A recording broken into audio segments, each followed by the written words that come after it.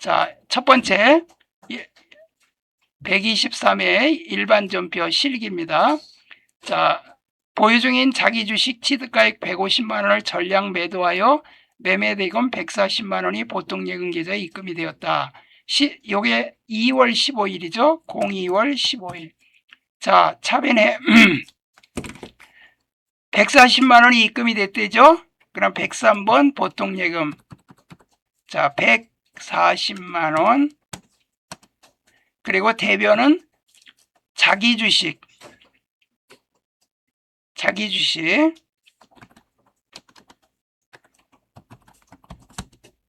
주식이 요게 금액이 얼마예요? 150만 원. 그러면 차변에 자기 주식 처분 손실. 자기 주식 처분 손실 이렇게 되죠. 자, 두 번째 5월 10일 날. 자, 같이 합니다. 4월분 급여 지급 시 원천 징수한 소득세와 지방소득세를 보통 예금 계좌에 2차에 납부했다. 하나의 전표로 입력할 거. 이거는 우리가 월급 줄 때 띄워놨던 걸 납부하니까 예수금이 없어지는 거죠. 예수금 얼마예요? 220만 원. 그리고 대변에 보통 예금. 맞죠?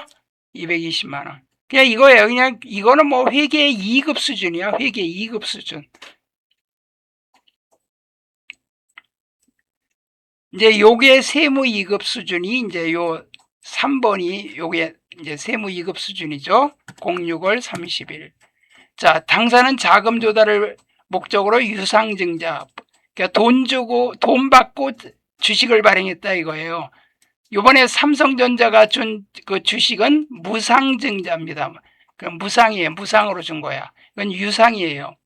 보통주 5,000주를 주당 6,000원, 액면가액 5,000원을 발행하고 무조건 액면 곱하기 발행 주식수가 자본금이에요. 증자대금은 보통 예금 계좌로 입금되었다. 유상증자일 현재 주식 할인 발행 자금 잔액을 조회하여 바로 요게 핵심입니다. 요게. 그러면 우선 대변부터 합시다. 대변에 자본금은 금액이 액면 곱하기 발행 주식수예요. 액면이 5,000원이죠. 5,000원의 발행 주식수가 몇 주예요? 5,000주죠. 5, 25, 2,500만 원 맞죠? 2,500만 원. 그리고 차변에 돈 얼마 받았어요? 6,000원 받았죠. 6,000원.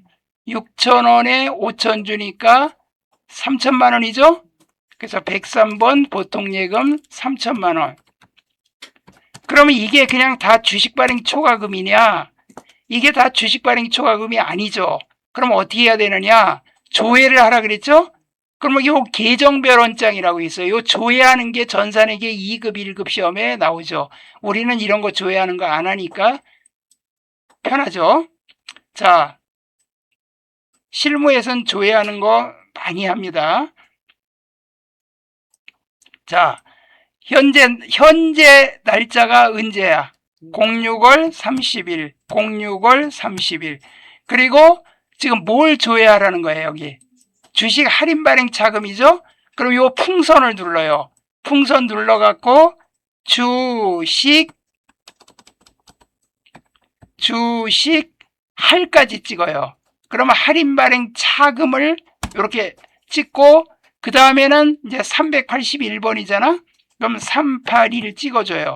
그러면 잔액이 200이 있구나.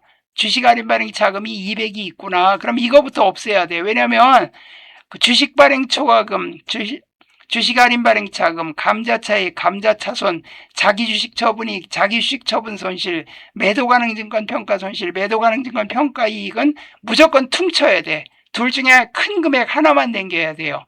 퉁쳐가지고. 그러면 이거를 없애줘야 돼. 자, 그러면 200만 원이라 그랬죠. 주식 할인 발행 차금은 이건 싸게 발행한 거라 손해본 거라 차변에 있던 거라고. 자본조정 규정. 그러니까 이건 대변에 가서 없어져야 돼. 대변에 주식 할 발행 차금, 상각이 아니고 차금이에요. 그래서 요 금액이 옆으로 갈 때는 방향키로 가세요. 200만 원. 그리고 대변에 나머지 얼마 차이가 나요, 이제. 300만 원 나죠? 주식 발행 초과금. 요렇게 분개해 주는 게 정답이에요. 자, 주식 발행 초과금 이렇게. 그러니까 요 문제가 세무2급이에요. 회계 1급은 요 금액이 주어져요. 근데 세무2급은 금액이 이렇게 안 주어지고 조회를 해줘야 돼. 뭐 회계 1급에서도 이거 조회하라고 나올 수도 있고요. 그 다음에 8월 20일 국민은행으로부터 3년 후 상환 조건으로 5천만 원 차입을 하고 보통예금 계좌로 입금받았다. 아유, 이건 굉장히 쉬운 거죠. 장기 차입금 맞죠? 08월 20일 대변에 장기 차입금, 장기 차까지 찍어. 그러면 장기 차입금. 이거는 거래처 적어야죠. 국민은행. 거래처 빼먹으면 무조건 틀립니다. 5천만 원. 차변에 보통예금. 얼마나 쉬워요. 5천만 원. 차변에 보통예금 5천만 원. 자, 그 다음에 9월 30일 09월 30일 날짜는 정확히 찍어야 돼요. 회사는 판매부서 직원들에 대해 확정급여형 퇴직연금에 가입하고 9월 불이익인 650만 원을 보통예금에 지급했다. 확정급여형은 퇴직연금 운용자산이죠. 차변에 이건 자산이에요. 퇴직연금 운용자산. 그래서 금액이 600만 원. 대변에 보통예금. 그럼 끝이에요. 실무에서는 이 예금도 거래처 적어야 됩니다. 이렇게 간단히 끝났어요. 여기서 어려운 거 요거 하나밖에 없죠. 요거만 조심하면 돼. 나머지 다 회계 2급 수준이야. 아주 기본적인 거. 자, 이제 메인 매출 전표입니다. 요거 끄고 이제 메인 매출 전표.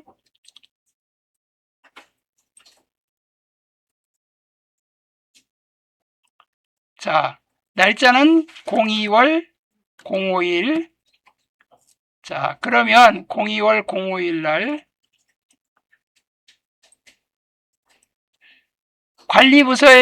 관리부서에 사용하던 비품을 10,000원의 중고 환영에 처분하고 전자세금연서를 발급하였다. 해당 거래 판매 대금은 2월 10일 받기로 했다. 미수금이네요. 그럼 이거는 뭐예요? 비품을 파는 거죠. 중고로.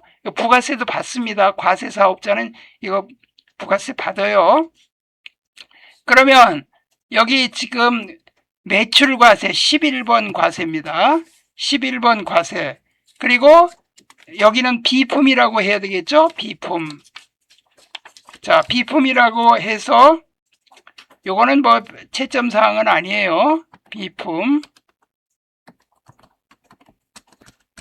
공급가액이 얼마냐면 10,000원의 부가세 별도예요.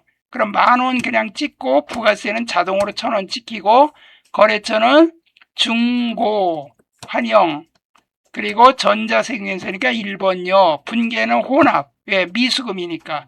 요건 제품 매출이 아니죠. 자, 요거 뭐로 바꿔야 돼요? 비품으로 바꾸고 취득원가가 얼마짜리야? 요건 요걸 적어줘야 돼요. 100만 원짜리죠? 맞아요? 요거 비품 100만 원. 100만 원짜리로 바꾸고 차변에는 요거 바늘 가는데 실 간다고 비품이 나가는데 감가상각 2개는 요 비품 가치가 그만큼 줄었다는 거니까 가치 없어져야지. 그럼 213번. 감가상각 2개 얼마예요? 99만 9천원. 그리고 차변에 이제 조심할 점이 이거예요. 미수금이 얼마냐 이거야. 120번. 미수금이 2,000원이 아니야. 2,000원 받기로 했어요. 11,000원 받기로 했어요. 11,000원이죠? 얼마에 팔았어? 10,000원에 팔았잖아. 그 부가세까지 얼마 받아야 돼? 11,000원 받아야지. 그러면 차변이 많죠? 예? 그럼 대변이 뭐예요? 유형자산, 처분, 이익 9,000원. 요렇게. 요거 조심하세요. 요게 뭐 기계장치가 될 수도 있고 차량 운반구가 될 수도 있고 그래요. 자, 요렇게 첫 번째 문제를 풀었습니다. 그 다음에 두 번째 2월 10일 본사 사옥을 신축하기 위한 토지를 취득하면서 토지 정지 비용이 발생하여 전자생계세를 발급받았다. 토지를 취득해서 정지 비용이 뭐야? 포크레인이 와갖고 땅을 이제 이렇게 집을 지을 수 있도록 이렇게 모양을 만드는 거예요. 그러니까 포크레인 비용을 주면서 부가세도 같이 냅니다. 근데 이거는 토지의 자본적 지출이라 그래갖고 토지 뭐 철거비라든가 토지 위에 있는 건물 철거비라든가 이제 토지하고 건물하고 같이 있는 걸 사면서 그 아예 그냥 철거하는 철거 비용이라든가 이런 정지 비용 같은 거는 불공제예요. 그러면 2월 10일 날 불공 여기 54번 불공제 공제를 안 해주겠다 이거죠. 그러면 여기는 정지 비용 토지 정지 비용. 자, 공급가액이 얼마냐면 여기를 보시면 되죠. 2천만 원, 200만 원. 그러면 2천만 원이 공급가액이고요. 그럼 부가세 200이고 거래처가 신성건설이죠. 이 포크레인은 하루 일하는데 뭐 80만 원, 요새는 한 100만 원 줘야 될 걸. 값이 올라갔고 신성건설. 자, 전자세금계산이니까 1번요. 그 다음에 불공제 사유는 뭐예요? 요거 눌러가지고 토지의 자본적 지출 요거 6번 아시겠죠? 6번. 자, 요거 빼먹으면 틀립니다. 분계는 뭐예요? 7일 후에 지급하기로 했으니까 미지급금이죠. 그러니까 혼합. 그러면 여기 원재료가 아니라 요걸 뭐로 바꿔야 돼요? 토지로 바꿔야죠. 토지 원가에 가산해야지. 그리고 대변에는 미지급금 253번 미지급금. 이게 만약에 어음을 배서양도했다 그래도 미지급금이고 요거는 어음 원래 발행인으로 거래처를 바꿔줘야 돼. 내가 이거를 서울 상사로부터 받았던 어음을 배서양도하다 그러면 이걸 서울 상사로 바꿔줘야 돼요. 그리고 미지급금이고 이럴 때 그 어음 준 거는 다 미지급금으로 합니다. 그 다음에 이제 자 3월 11일 날 보통예금계좌에 33만 원이 입금되어 확인해 보니 비사업자인 개인이에요.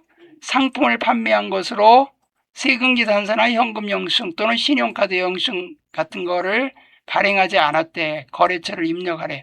그러면 03월 11일로 해서 유형은 요거는 이제 건별이에요. 무증빙일 때 건별이야. 그리고 간주공급, 자계사포에 자가공급, 개인적 공급, 사업상 증여, 폐업시 잔존재와 그것도 건별로 해줘야 돼요. 그것도 프린트에 다 그거 입력하는 거 다 제가 거기 기록해 놨습니다. 그래서 건별은 14번. 자, 종목은 요거는 그 상품 파는 거죠. 그 다음에 공급가액은 33만 원인데 여러분들 그 카과 현가 건별은 공급가액란에다 공급 대가를 입력하면 자동 분리된다 그랬죠. 그러니까 여기 부가세 포함 금액인 33만 원 부가세가 포함된 금액이에요. 요거를 입력하면 30만 원과 3만 원 자동 분리돼요. 만약에 여러분들 30만 원 입력하고 3만 원 입력했다 그러면 숫자가 이상하게 나오거든. 그럼 다시 30만 원, 3만 원 이렇게 입력해 주면 돼요. 거래처는 이제 긴길려.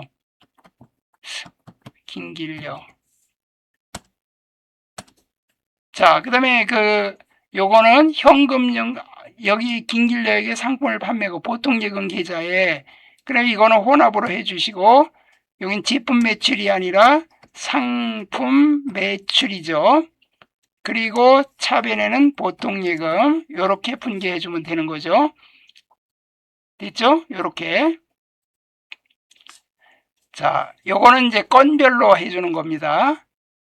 그 다음에 부가세 예정신고시 누락된 제조부서의 저녁 회식 비용에 대한 다음에 종이 세금 계산서를 발견하였다.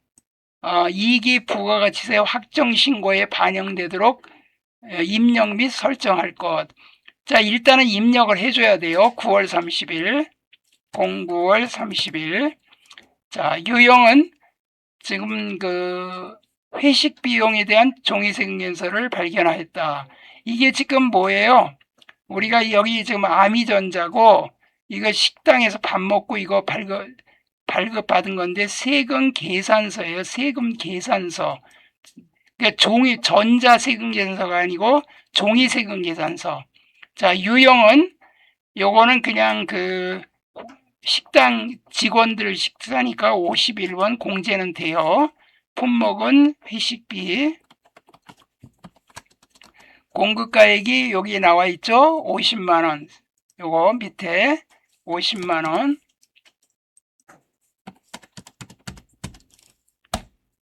자, 거래처는 만나식당. 만나죠. 만나식당. 전자는 건너뛰어야 됩니다. 바로 이거예요. 요거 옛날에 요거 표시하고 안 하고를 다 틀리게 채점하고 그랬어요. 잘못하면. 그렇게. 자, 뭐로 했어요? 여기 전부 다 보니까. 외상이죠, 외상. 그러니까 우리 입장에서는 요거는 혼합이에요. 미지급금이에요. 원재료가 아니라 제조부서의 회식 비용이니까 복리 후생비. 자, 500번대 복리 후생비. 그리고 대변에는 이건 미지급금이죠. 10월 30일. 여기 외상미수금 10월 30일. 그러면 253번 미지급금. 그런데 이거를 확정신고에 반영되도록 입력 및 설정할 것. 그럼 이걸 이렇게 클릭을 하시고 제가 한번 설명해 드렸죠. 요 클릭하고 여기 간편 집계를 보시면 여기 예정 누락분이라고 있죠. 요 보여요? 예정 누락분. 자, 이게 9월 30일 날 했는데 이미 이제 9월 달은 2기 예정 신고고 이걸 10월 30일 날 발견해 가지고 지금 9월 30일로 입력했지만 신고는 늦게 하니까 지금 2026년 10월 시작하는 날 뭐 이렇게 입력해주면 여기 누락 여기에 누락이 들어갑니다. 이렇게 좀 끝난 거예요. 간편집계에서 예정 누락. 그럼 부가세 신고서 2기 예정 신고 열어보면 여기에 들어가 있어요. 여기는 그거까지 하라고는 안 나왔으니까 이렇게만 해주면 끝이에요. 그 다음에 10월 20일 행복가구에서 사무실에 사용할 목적으로 원목 책상 165만원 부가세 포함해 현금으로 구입하고 현금 영수증을 수취하였다. 자산으로 처리할 것. 자, 여기 현금으로 구입하고 현금 영수증 이건 뭐예요? 책상 샀죠? 사무실에서 쓸 거죠? 그러니까 여기는 지금 요 끝에 보시면 요 끝에 보시면 여기 그 부가세 포함해서 책상 샀으니까 현금 영수증이니까 현과 61번 현과 면세품 사면 현연이죠. 품목은 책상. 공급가액은 150만원. 이거는 현과니까 이렇게 150 찍으니까 이렇게 나오죠. 그럼 이럴 때는 그냥 다시 찍어주면 돼요. 150, 그 다음에 15. 그러니까 165만원을 찍어줘야 이렇게 돼요. 그 다음에 거래처는 행복. 그 다음에 이거는 현금으로 구입하고 현금 영수증이니까 1번 현금. 그리고 원재료가 아니라 이거는 비품이죠. 비품. 그럼 끝난 거예요. 그냥. 됐죠? 이렇게. 자, 이제 메인 매출 전폐도 다 끝났고 이제 10점짜리 중요한 거죠. 자, 보니까 다음 자료 보고 1기 부가가치세 확정신고 4월부터 6월입니다. 요거 잘 봐야 돼요. 부가세 신고서와 부동산 임대 공급가액 명세서를 작성하시오. 불러온 데이터값은 무시하고 새로 입력한다. 아래 제시된 자료만 있는 것으로 가정하고 제시된 두 가지 서식만 작성할 것. 신고서와 임대 공급가액 명세서. 그럼 이 부가가치세 눌러갖고 제일 먼저 부동산 임대 공급가액 명세서를 먼저 작성해야 돼요. 자, 그러면 요거 언제냐면 요거 있습니다. 자, 당사의 임대료 매출 자료 간주 임대료에 대한 정기 이자율은 3.1%로 가정한다. 자, 그러면 요게 우선 요 4월부터 6월이죠. 4월부터 6월.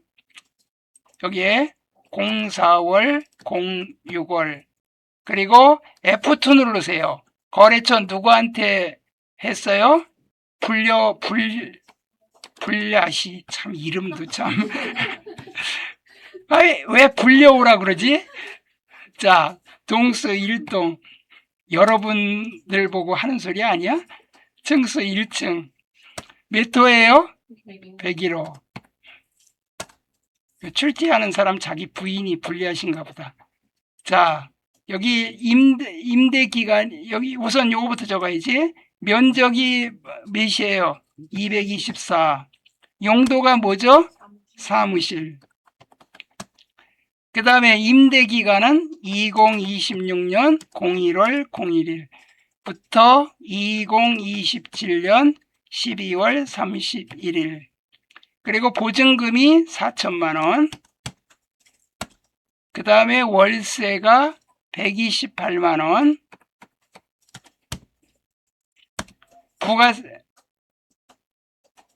부가세 이게 지금 월세는 128만 원인데 요 금액이 이렇게 나온 건 석 달치를 합친 겁니다. 관리비가 있어요? 관리비 없죠? 자, 그러면 여기서 확인할 게 요겁니다. 이자율. 이자율은 매년 바뀝니다. 국세청에서 발표해요. 3.1%로 돼 있죠? 맞죠? 그 옛날 문제, 그 작년 문제 풀고 그러면 작년엔 이자율이 요걸로 안 돼 있어요. 이게 작년 문제니까 이렇게 이제 바꿔서 이렇게 한 거예요. 자, 그러면 여기 간주임대료가 30만 9천 요거 메모하셔야 돼요. 메모. 요걸 메모해야 됩니다. 왜냐하면 요걸 이제 안 끄고 해도 되는데 30만 왜 수동으로 입력해야 되기 때문에 시험지에다가 시험지는 낙서해야 돼요. 30만 9천 150원. 자, 이거 이제 저장하고 나가야 됩니다. 어떻게 끌 때 저장하겠습니까? 그러면 예 누르고 나가면 돼요. 그리고 부가세 신고서를 여세요. 자, 부가세 신고서를 열어가지고 지금 4월부터 6월이죠? 4월부터 6월. 자, 그러면 04월 지금 월만 찍으시면 돼요. 06. 그리고 이렇게 하고 이게 지금 그 원래 이거 분계를 하게 되면 원래는 차변에 그 세금공과 그리고 요거를 내야 되니까 부가세 예수금 이렇게 분계를 해줬어야 돼요. 근데 이거는 이제 그거 하라는 얘기는 없으니까 이건 이제 간주임대료를 세금을 내야 되는 거예요. 그러면 여기 여기 있죠? 기타 여기 4번 기타란에 지금 30만 9천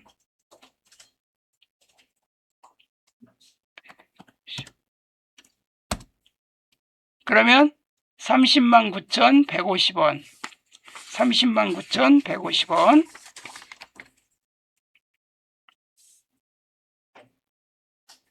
자, 그러면 요게 간주임대료 은행에다 예금하면 3.1%로 계산한 것만큼이 월세다 이거지. 월세 받은 걸로 치고 요게 10%인 요 금액을 3915원을 부가세를 내라 이거죠.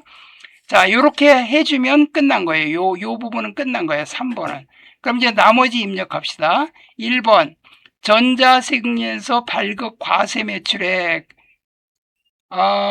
공급가액과 세액 아래에 월세 전자세금에서 발급분은 포함되어 있다. 그러니까 이거는 보증금에 대한 간주임대료고 다달이 받은 월세는 이 세금계산서를 발급했기 때문에 요 속에 들어가 있기 때문에 신경 쓰지 말라는 얘기예요. 그럼 요거 여기다가 138 이렇게 입력하고 그 다음에 요 밑에는 신용카드 과세 매출액 요 밑에다가 152 300 이렇게 찍어주시고 152 300 그 다음에 요 밑에 있죠. 여기 밑에 여기에 요거 합친 금액이 여기 들어가야 돼요. 이 합친 금액이 얼마예요? 이거 안 들어가도 되거든요. 이건 채점 사항은 아니에요. 특별히 이거 입력하라 그런 말 없으면 여기도 입력하라 20번 날에 입력하라 그런 말이 없으면 입력 안 해도 돼요. 원래 이거 매입 매출 전표 작성하면요 카과 이런 걸로 입력한 거는 여기 자동으로 요거 두 개 합친 금액이 여기 들어갑니다. 이거는 그 개인 그 과세 사업자일 때 그 1.3% 공제해 주는 것 때문에 하는데 여기가 지금 숫자 입력이 안 되게 돼 있죠. 요게 지금 법인이 아니고 개인일 때는 요게 계산돼서 이렇게 공제를 받을 수가 있어요. 자, 그러면 요거까지는 됐고 요거 입력 안 해도 채점 사항이 아니니까 그냥 건너뛸게요. 여기 더하기 해서 입력해도 되고 안 해도 되고. 자, 그 다음에 위에 임대료 요거 했죠. 간주임대료만을 부가세 신고서에 반영한다요. 간주임대료 방금 전에 여기 했고요. 그 다음에 매입자료, 전자생애 수치 과세 매입액, 고정자산 아닌 공급가액 요거하고 세액 요거에 고정자산이 아니래요. 그럼 여기 일반 매입액, 고정자산은 요 분리를 해야 됩니다. 고정자산은 고정자산 매입한 게 포함되어 있거나 그러면 빼서 여기다 분리하지만 고정자산이 아니니까 그냥 208 370 그 다음에 208 37 이렇게 입력해 주면 되겠죠. 208 37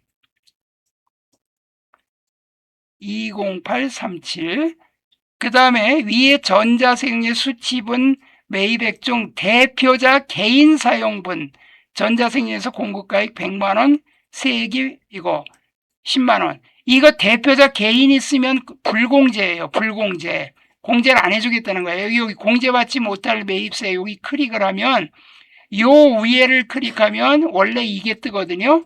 이게 뜨는데 요 공제받지 못할 매입세액은 여기를 클릭하고 여기다가 입력해야 돼요. 여기는 숫자 입력해도 안 들어가요. 찍히긴 하는데 들어가질 않아. 여기다 해야 돼요. 얼마? 100만원 그리고 10만원 이거는 공제를 못 받아요. 불공제예요. 불공제. 자, 10만원 이렇게 들어갔어요. 그 다음에 26년 1기 예정신고 누락된 세금연서 고정자산이 아니에요. 수치분 매입액 공급가액 75만원 세액 7만 5천원 종이세금연서 수치 이거는 다시 위를 클릭해 갖고 여기 예정 누락분 이게 지금 확정신고 시대인데 예정신고 시대에 누락했어요. 그럼 이거 입력하는데 요거는 매입 입력이기 때문에 내가 공제받을 거기 때문에 가산세는 없어요. 매출이라 그러면 가산세가 있어요. 매출에서 매입 뺀 차액이 가산세를 여기 입력해야 되지만 이건 가산세는 없어요. 네가 이거 신고 안 하면 너 공제받지 못한 거니까 네 손이니까 뭐 가산세는 안 물릴게. 그러고 가산세는 안 물어요. 그럼 얼마예요? 75만원. 세금계산서니까 75만원. 그리고 7만 5천원. 이렇게 입력해 주면 돼요. 자, 그 다음에 예정신고 누락분은 확정신고 시 반영하기로 한다.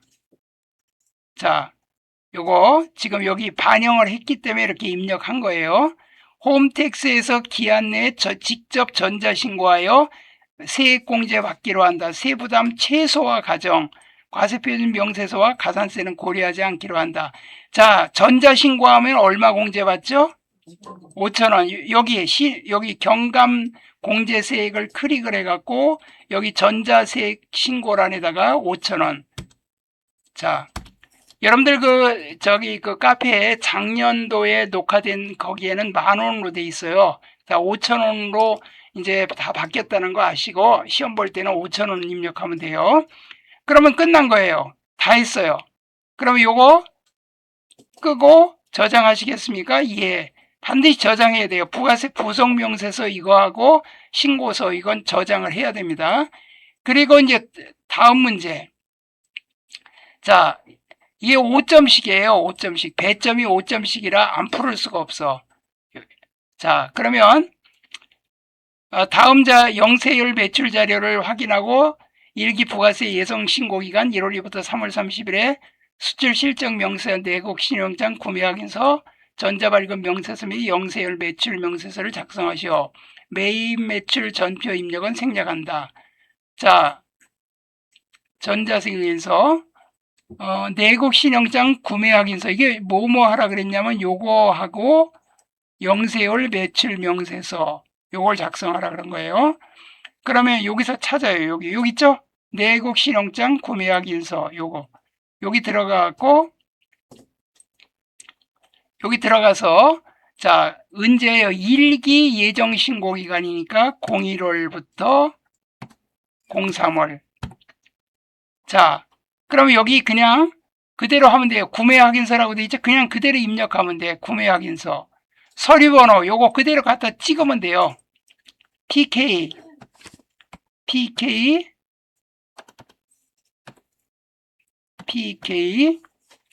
2026 0330 777. 자, 발급일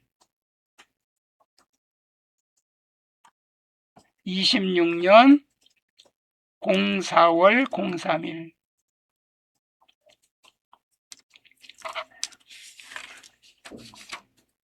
여기 영문에 PKT 같은데요? PK TT가 하나 빠졌구나. KT 하나 빠졌어. 자, PKT. 자, 이렇게 하고 품목은 이제 여기 못 팔았다고 돼 있어요. 요거 밑에 보세요. 밑에 여기 전자제품 팔았다 그랬죠? 요거 그러니까 요거는 전자제품.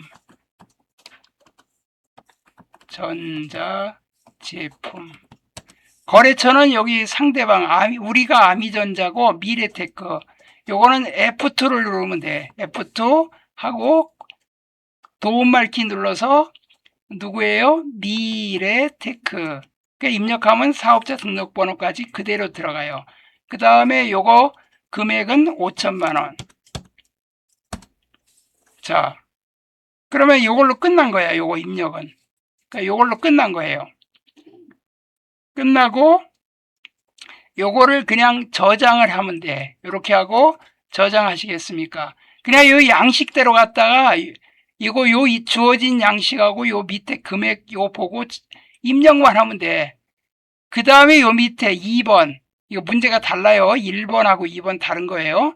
홈택스에 조회한 수출 실적 명세서 자료 거래처 코드와 거래처명은 등록된 거래처를 조회하여 사용할 것. 위 자료를 직접 수출에 해당한다. 그러면 요거는 수출 실적 명세서 바로 요 위에 있는 거 요거 누르세요. 요거 누르시고 자, 역시 1기 예정 신고니까 01월부터 03월. 자, 요거 있죠, 요거. 요 그대로 갖다 베끼면 돼요. 자, 수출 신고 번호가 1307호. 그대로 찍어주면 돼요, 그냥. 080-907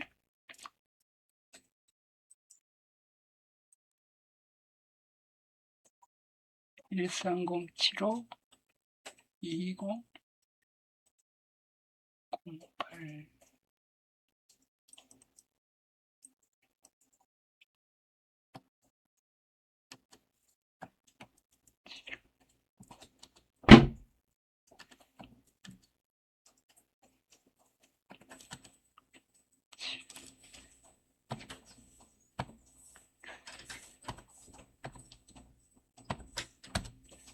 그냥 요거 숫자만 찍어주면 자동으로 찍혀요. 선적일이 2026년 02월 15일. 주민등록번호, 사업자 등록번호, 그 다음에 요 번호, 수출신고번호, 요거는 숫자만 찍으면 자동으로 다시는 찍어줘요. 통화코드, USD죠, 통화코드가. 그럼 이건 F2를 눌러가지고 미국 찍어서 또 미국 USD, 여러분들이 직접 입력하지 말고 도움말 키를 눌러서 F2 눌러갖고 이렇게 집어넣어줘야 돼요. 자, 환율을 이걸 조심해야 돼. 여기서 핵심이 이겁니다. 자, 여기서 잘 보세요. 선적이라고 환가일 중에 빠른 날짜의 환율로 합니다. 선적일이 빠르면 원래 선적일이 요 환율, 선적일의 환율로 해야 되거든요. 근데 환가일이 있으면 한국 돈으로 바꿔버리면 더 이상 뭐 환율하고 신경 쓸 게 없기 때문에 환가일이 빠르면 환가일의 환율로 적어야 돼요. 자, 첫 번째 토마스 사건은 선적일이 빨라요, 환가일이 빨라요? 그러니까 선적일이 빠르니까 요 선적일 환율 요 1450원을 적어야 되고, 그 다음 밑에 요크사는 어디가 빨라요? 환가일이 빠르죠?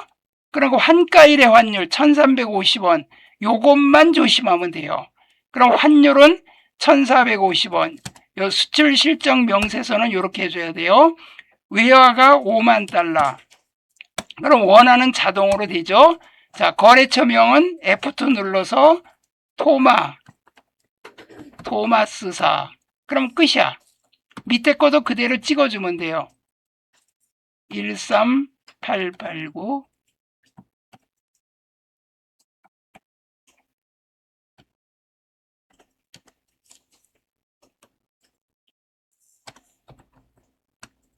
자, 그 다음에 선적일은 2020. 이건 선적일을 그냥 찍는 거예요. 선적일 아니니까 선적일을 찍는 거야. 03월 17일. 그 다음에 이거 통화코드가 EUR이니까 어디예요? F2 누르고 어딜까요? 유럽이라고 해도 되고 EU라고 해도 되고 유럽, 그러니까 유로, EUR, 유로. 그러니까 유로라고 하는 게 가장 좋겠네. 자, EUR 환율이 얼마예요? 1350원. 외화는 32,000 유로. 그래서 원화 됐고 F2 누르고 거래처가 누구예요? 요크사. 다 끝났죠? 이렇게 두 개. 요거 여기서 선적일이 빠르냐 환가일이 빠르냐 환율 정할 때 그것만 조심하면 돼요. 그리고 요 위에 있죠. 요거 기타 영세율 적용은 어떤 경우에 이걸 정리하면요, 수출신고번호가 없는 경우, 요 수출신고번호가 있죠. 수출신고번호가 없는 경우에는 우리가 환율을 직접 곱해가지고 금액만 직접 갖다 적으면 돼요. 외화금액 적고, 여기 외화금액은 그냥 주어진 대로 적고, 원화금액은 환율을 우리가 여기다가 외화금액 곱해서 직접 입력해야 돼요. 수출신고번호가 없는 거는 여기 위에다 직접 적습니다. 그런 문제가 옛날에 금액 요거고요. 요 115700이고, 이건 직접 작성을 했기 때문에 그래. 그 다음에 내국 신용장 구매 확인서는 01월부터 03월. 자, 5천만 원이죠? 5천만 원. 여기다가 5천만 원. 이렇게 작성해 주면 돼요. 그리고 저장하고 나가면 됩니다. 저장. 그러니까 여기 직접 수출, 아까 수출 실적 명세서 금액이 들어오고, 이건 내국 신용장 구매 확인서 그 금액이 들어오면 돼요. 이렇게. 그래서 이렇게까지 해주면 요게 점수가 10점이, 요 총 5점. 치사해. 3개 작성하고 5점밖에 안 줘. 자, 그럼 요거 됐죠? 그러니까 이게 이럴 경우는 이제 부분 채점을 하겠죠. 이제 이럴 경우에는. 근데 안 할 수도 있어요. 자, 그러면 이제 결산 정리사항이거든요. 그러면 이거는 회계관리로 들어가서 결산자료 입력을 열고 01월부터 12월 이렇게 열은 다음에 말대감 찾아봐. 말대감. 여기 법인세, 그 다음에 이거 대손상각 두 개죠. 항상 요 끝에가 자동결산이에요. 첫 번째 법인세 총 부담세액은 700이며 지방소득세 법인부는 70만 원이다. 법인세 중간 연합세액인 200만 원, 선납세금으로 회계 처리되면 신고는 하였으나 납부하지는 못했다. 자, 그러면 여기 제일 밑으로 내려가요. 제일 밑으로 내려가서 선납세금이 얼마예요? 선납세금이 그대로 옆에 갖다 적어주면 돼요. 그대로 옆에 갖다.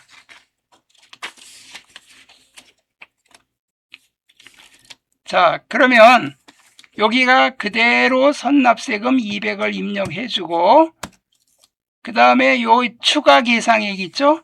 700만 원, 요거 70만 원. 그러면 770이죠? 770만 원을 이번에 내야 돼요. 금년에 법인세 우리가 이게 원래 신고 납부니까 법인세, 소득세 이런 건 다 신고 납부입니다. 그러면 700만 원 70이니까 770이야. 그럼 770인데 200원 미리 냈으니까 570만 원만 더 입력을 해주면 돼요. 570. 270은 이미 냈고 그러면 끝난 거예요. 이렇게. 그럼 770이 딱 됐잖아. 그럼 1번은 끝났어요. 요거 4번은 끝났고, 그러니까 여기 법인세 계상액 770, 그래서 선납세금 빼고 나머지 입력해 주면 돼요. 선납세금 한 번 더 줬고, 그 다음에 결산일 현재 외상매출금량액의 3%와 단기대여금 3%에 대하여 대손을 예상하고 보증법에 의한 대손 충당금을 설정하기로 한다. 다른 채권에 충당금 설정하지 않으면, 이거는요, 이 위에 보세요. 화면 좀 쳐다보세요. 여기 대손상각 있죠? 여기서 이 대손율을 3으로 고쳐야 돼. 3%. 이거 안 고치고 하면 틀려요. 금액이 다르게 나와. 3%로 하면 이 금액이 다르게 계산되거든요. 자, 근데 여기서 뭐하고 뭐에 대해서만 하라 그랬어요? 외상매출금과, 그러면 여기 외상매출금 단기대여금이 아닌 것들은 이렇게 삭제를 해. 이렇게 클릭을 하고 스페이스바 있죠. 키보드 스페이스바. 그거 누르면 삭제가 돼. 그 다음에 미수금도 스페이스바 눌러. 그럼 두 개만 남았죠? 두 개만 남고 그냥 결산 반영 누르면 여기 밑에 여기 대손상각에 자동으로 들어가요. 여기 외상매출금하고 기타의 대손상각비, 여기 기타의 대손상각 단기대여금. 대손상각이 두 개예요. 기타의 대손상각하고 여기 판관비의 대손상각하고 두 개로 나눠집니다. 이렇게. 대손상각은 제조원가에는 없어요. 왜냐면 이거 팔다가 뜯기는 거니까, 돈 빌려줬다 뜯기는 거니까 제조하고는 관련이 없어. 자, 그리고 이제 이렇게 한 다음에 뭐 해야 돼요? 전표 추가 버튼. 이거 안 누르면 큰일 난다 그랬죠? 안 누르면 다시 와서 열고 다시 눌러야 돼. 그러면 일반 전표 입력 들어가서 12월 며칠? 12월 31일. 31일. 이렇게 결차결대가 온 걸 확인해야 돼. 임하는 걸 어떻게 손으로 본 게 아니고. 자, 그리고 이제 이거 위에부터 하면 돼요. 당사는 26년 7월 1일에 화재보험에 가입했으며 1680 7월 1일부터 내년 6월 말까지 지급하면서 전액 비용 처리했다. 보험료는 월할 계산 후 회계 처리 시 전액 비용 처리했대요. 그러니까 보험료로 처리했다는 거야. 그러면 여기 차변에 선급비용 딱 절반이죠. 1680에 딱 절반이잖아. 7월 1일이니까 딱 6개월만 당기 거고 6개월은 내년 거잖아요. 이해가요? 뭔 말인지? 아니, 자동차 보험을 7월 1일 날 가입해서 내년 6월 말까지면 내년 6월 말까지 내년 6개월, 금년 6개월 이렇게 나눠지잖아요. 그러면 보험료라고 다 분계 비용 처리해서 다 비용이 아니잖아. 그러니까 여기서 절반은 선급 비용으로 빼줘야 돼요. 보험료에서 빼줘야 돼. 선급 비용. 그 딱 절반이 얼마예요? 840이죠? 840 대변 보험료. 요거는 800번대 보험료, 아니 500번대 보험료, 제조원가, 제조공장 거니까. 자, 밑으로 내려오고, 다음은 요것도 잘 봐야 돼요. 이게 부가가치세 확정신고와 관련된 내용이다. 그러니까 요거 계산, 요 공식을 써드리면, 요 1680 곱하기 12분의 6이야. 그러면 840만원 나오잖아. 이거 선급분은. 왜냐면 전액 비용으로 처리했으니까. 그래서 이 선급비용, 보험료 이렇게 하고. 그 다음에 요거는 12월 30일 부가세 예순과 대급금을 정리하는 회계 처리하시오. 납부세액, 환급세액, 미지급세금 또는 미수금, 경강공제세액은 자비. 경강공제세액이 전자세액 공제지 뭐. 그러면 여기 차변에 부가세 예수금이 차변에 오고 대급금이 대변에 가 서로 퉁치는 거야. 반대로 가야 돼요. 왜냐면 내가 받은 세금하고 또 내가 냈던 세금을 이렇게 차이 나는 거 공제해갖고 공제하고 나머지만 납부하면 되니까 차변에 부가가치세 예수금이 차변에 오고, 예수금이 얼마냐면 3,540만원. 그리고 대변에 부가가치세 대급금이 대변에 갑니다. 그래서 금액이 얼마가 가냐면 2,237만원. 그 다음에 전자세액공제, 요거 대변에 자비익 얼마냐면 얼마? 5,000원. 그 다음에 가산세가 있죠? 가산세는 무조건 세금 공과입니다. 여기 가산세는 세금 공과로 처리한다 이렇게 나왔죠? 가산세도 세금입니다. 세금과 공과. 자, 요거는 부가세는요 무조건 800번대예요. 800번대. 왜냐면 부가세는 물건 사고 팔으면서 주고받은 거라. 지연수치 가산세, 늦게 생애 수치했다 이거죠. 신고를 늦게 한 게 아니고, 신고 늦게 한 예정 신고 시대 누락해갖고 확정 신고 시대에 세금계산은 받았지만 신고를 못한 거는 가산세는 없어요. 근데 이거는 세금계산서를 늦게 받았기 때문에 가산세가 있습니다. 그러면 어디가 많아요? 차변이 많죠? 그럼 대변에 미지급세금, 미지급세금 이렇게 해주면 분계가 끝난 거예요. 자, 그 다음에 이 분계 좀 복잡하죠? 여기다 써드릴게. 부가가치세 예수금 3540, 그 다음에 부가가치세 대급금 22370, 그 다음에 자비익 5,000원, 그 다음에 세금공과 3만원, 그 다음에 대변에 미지급세금 요게 130